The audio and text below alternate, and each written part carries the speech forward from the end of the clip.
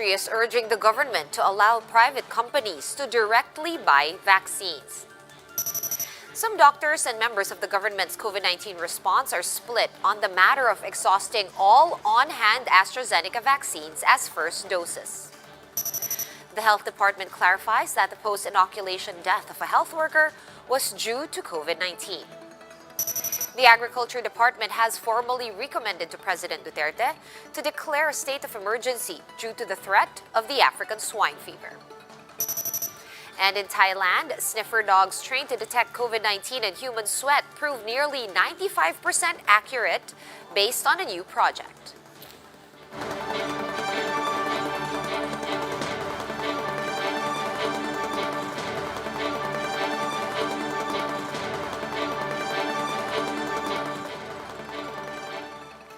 Fast, focused, and fearless. Here's a roundup of stories we're watching now. I'm Sean Yao.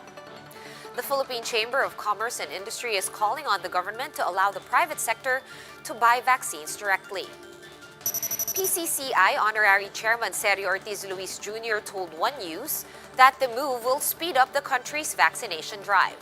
Ortiz Luis added that independent procurements will help reduce government spending. He also explained that just like in public offices, there are economic frontliners that need to be prioritized. If allowed, the business leader noted that companies will only order those in the government's vaccine portfolio. Anything that the private sector and LGUs import will be a saving. So I think it behoves the government to really make it easy for the private sector to be able to import the requirements of their people. However, Malacanang still maintains that private firms must enter into a tripartite agreement due to accountability issues, as none of the COVID-19 vaccines have been cleared for commercial sale. Kailangan maging partido pa rin sa kasunduan ng gobyerno dahil kasama doon sa kasunduan na kung merong side effect ang bakuna, gobyerno ang mananagot. The country will push through with the vaccine rollout despite the death of an inoculated health worker. Health officials also stressed that the frontliner died of COVID-19 and not from the vaccine. Greg Gregorio with the full story. Health authorities clarify that the death of a health worker who was given a first dose of Sinovac vaccine is not related to the jabs. The National Adverse Events Following Immunization Committee explained that the shot cannot cause an infection as it is already a dead virus. According to the investigation, the 47-year-old female healthcare worker died due to COVID-19. Last February 22, she tested positive for COVID-19, but a day after, she already tested negative for the virus. Over a week later, she received her first dose of the vaccine, where she declared her comorbidities such as hypertension, diabetes, and bronchial asthma. She also did not exhibit any symptoms upon receiving the jab. Despite her medical condition, she was still vaccinated as she was not under any medication and her blood pressure was stable. However, she manifested symptoms in the following days and tested positive for COVID-19 on March 8. She earlier refused to be admitted to a hospital, but on March 10, she was confined due to her condition. Unfortunately, 3 days later, she succumbed to COVID-19. She developed the symptoms after vaccination. So as I've said, the vaccine does not have anything to do with the infection. The exposure would have is responsible for this. Under current protocols, patients who had tested positive for the virus may only be given a vaccine 90 days after, ensuring efficacy of the shots. This raises the question why she was vaccinated even if she tested positive 11 days before her inoculation and negative the day after. The patient had a previous COVID-19 infection in 2020. That was a previous year, di ba? And then just this year, they did a determination. Parang they said that it was a remnant of a previous infection. The Food and Drug Administration has also notified Sinovac about the case. FDA Director General Eric Domingo also explained that the body is still developing the antibodies needed to fight the virus after receiving the first jab. This is because during the first few weeks after you're injected with the vaccine, you have no protection. If this is the time that your immune system is trying to develop. In an interview with Radyo 5, DOH Technical Advisory Group member Dr. Edsel Salvania adds that the full protection only comes after the second dose. Nangyayari po talaga ito kasi yung bakuna natin hindi nagiging fully effective until we get 2 doses and 2 weeks after that. So kung 4 weeks yung agwat ng first and second dose, it will take about 6 weeks to get the full protection. With this, the health department said there is no need to halt the vaccine rollout. So at this point in time, there's no changes in our protocol. And also, if you will look at any other country in the world, we don't do testing prior to vaccination. Overall, more than 240,000 health workers have been given their first dose of the COVID-19 vaccine. Around 167,000 received Sinovac's jab, and 72,000 were inoculated with AstraZeneca shot. More than 7,400 adverse events have been reported as of March 17, but mostly are only mild and common. For News 5, Greg Gregorio, we are One News. Some doctors and government officials are split on whether to exhaust on-hand AstraZeneca vaccines as first doses to cover more health workers. In an interview with 1PH, Cabinet Secretary Carlo Nograles said they have received a go signal from the World Health Organization to already administer all on-hand vaccines. Nograles said the WHO assured that the next batch of the Oxford-made shots will be delivered soon.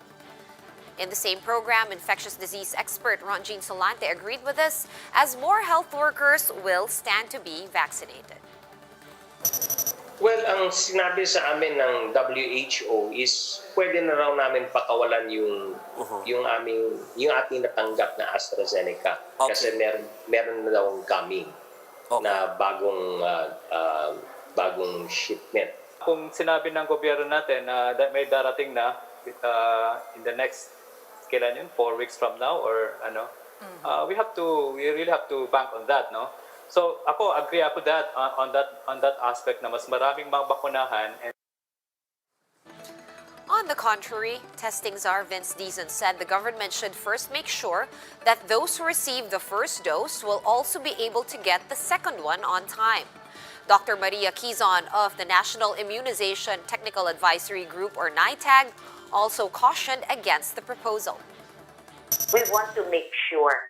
Otherwise, we would have negated the gain that we got from the first dose. If the second dose is not given within the prescribed time, then we go back to square one.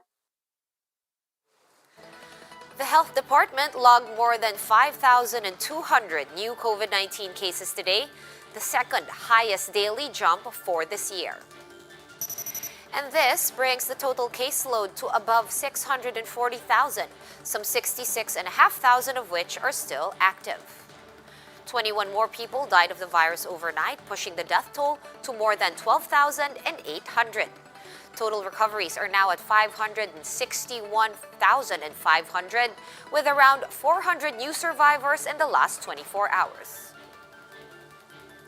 The government has recommended the reduction of international passenger arrivals in order to curb the spread of the coronavirus. For the details, Gerard de la Peña joins us live from the Ninoy Aquino International Airport.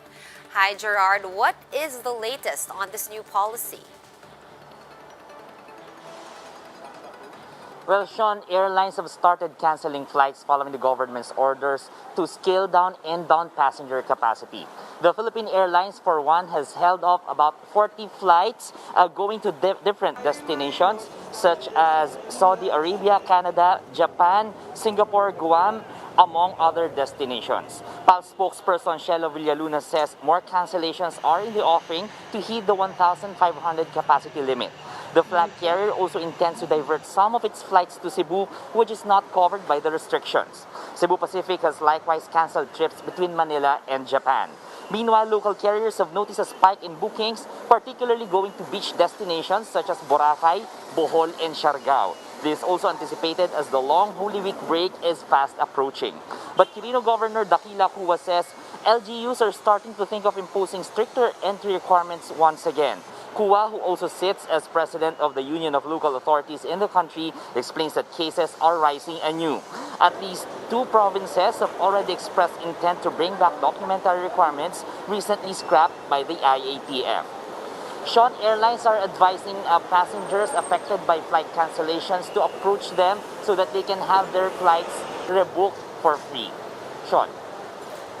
Thank you for that update from the NAIA. That was News 5's Gerard de la Peña. And the Agriculture Department has formally recommended to the President to declare a state of emergency to address the threat of the African swine fever. The DA said the declaration will allow them and the LGUs to fully implement biosecurity measures and rehabilitation programs, including the repopulation of hogs. The agency also recommended a 1 billion peso contingency fund during the initial implementation of the order. To date, ASF has already spread to 40 provinces and killed millions of pigs. And in lighter news, Thailand's COVID-19 sniffer dogs are now ready to serve.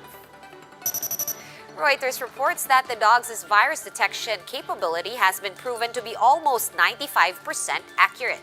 They were trained to detect infections by sniffing the sweat of a patient, even in the absence of symptoms. At least 6 Labrador Retrievers participated in the study that lasted for 6 months.